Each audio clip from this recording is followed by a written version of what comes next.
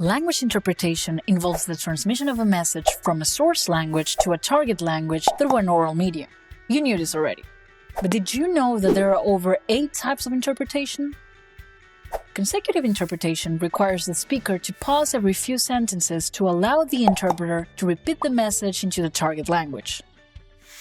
This is great for medical examinations, one-on-one meetings, or court depositions.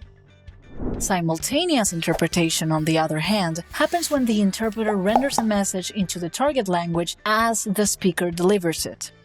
If you've ever watched the Oscars in a non-English speaking country, you know what we're talking about. This method is great for conferences, lectures, and presentations with a large audience. In whispered interpreting or chuchotage, the interpreter sits next to the listener and whispers the message in the target language as to not interrupt the speaker.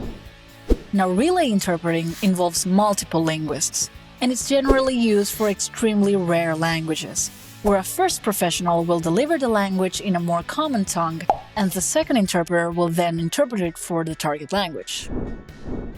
Liaison interpreting is the most informal method of interpreting and usually happens during site visits, with groups of 10 to 15 people.